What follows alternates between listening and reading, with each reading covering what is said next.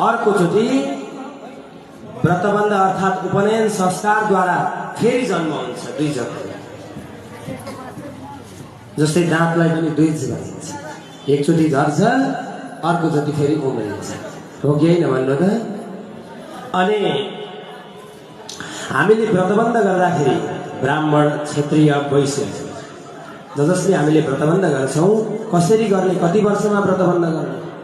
हाम्रा त घरमा जुरै छैन अरे, नानी हुन आँटो 18, 19 वर्ष 20 वर्षको भयो, सङ्कटाको दशा चल्दैछ अरे, हजुर गुरुले हेरिदिनु भएको, व्रतबन्ध गर्दा त हुँदैन अरे।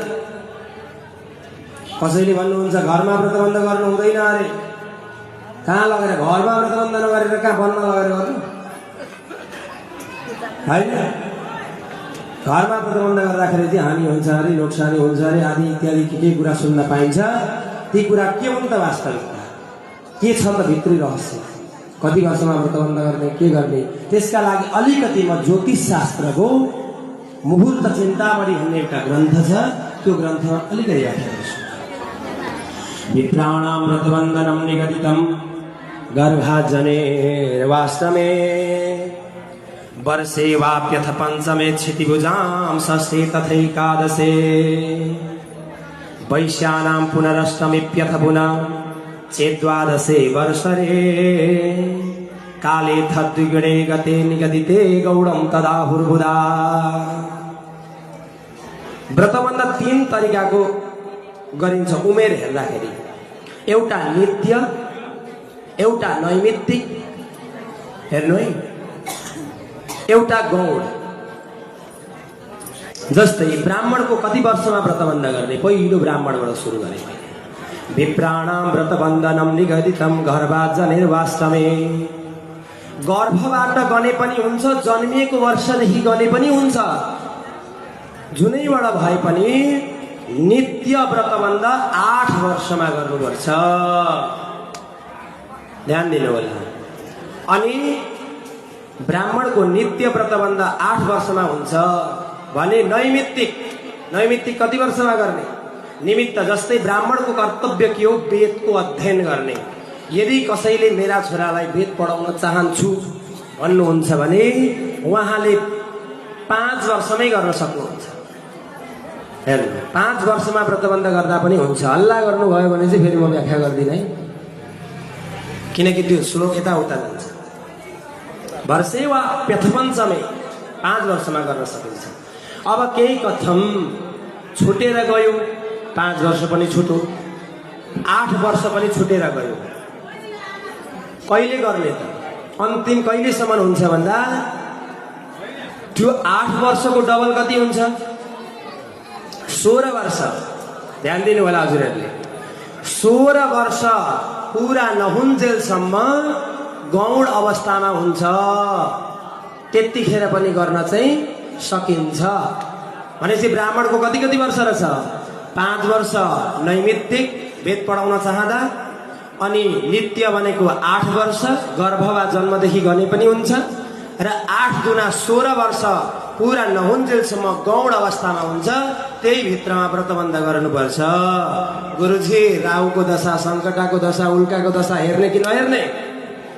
मैले ज्योतिषबाट आउँदाखेरि मैले चाहिँ भेटेको छुइनँ राहुका दशामा व्रतबन्ध नगर, केतुका दशामा व्रतबन्ध नगर, सङ्कटाकामा व्रतबन्ध नगर भनेर। मैले के भेटेको छ भने बृहस्पति जुराउनु पर्छ। बृहस्पतिलाई 4, 8, 12 पार्नु हुँदैन, जसको व्रतबन्ध गर्नु छ उसको राशिबाट। चन्द्रमा जुराउनु पर्छ, महिना जुराउनु पर्छ, 4, 8, 12 पार्नु हुँदैन। त्यति भयो भने व्रतबन्ध समयमै गर्दा हुन्छ।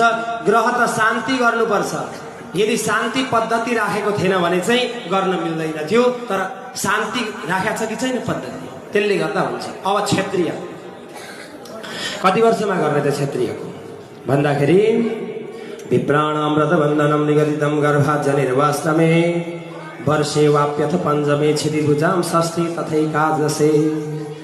षष्ठी तथा एकादशे क्षत्रियको 11 वर्षमा गर्भ वा जन्मदेखि 11 वर्षमा व्रतबन्ध गर्ने। ध्यान दिनु होला, बुझ्दै हुनुहुन्छ नि? अनि अर्को, अब यदि धनुष विद्यामा चाहिँ उसलाई प्रोक्त बनाउनु छ भने धनुर्वेद पढ्ने अधिकार छ, प्रोक्त बनाउनु छ भने उसलाई 6 वर्षमै व्रतबन्ध गर्दा हुन्छ। अब गौड कति छ त भन्दा 11 दुना 22। 22 वर्षभित्र पनि गौडै, तर त्यो चाहिँ त्यति राम्रो होइन।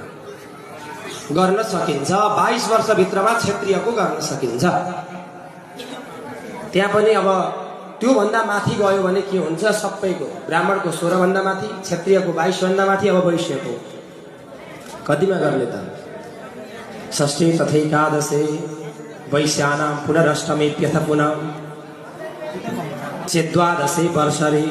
वैश्यका लागि चाहिँ 12 वर्ष, गर्भ वा जन्मदेखि 12 वर्षमा व्रतबन्ध गर्नुपर्छ।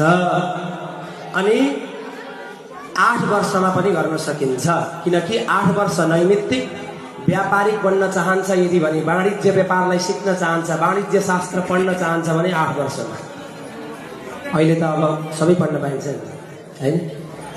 अनि 12 वर्षमा व्रतबन्ध भयो। 12 दुना 24, 24 वर्ष गौड दियो।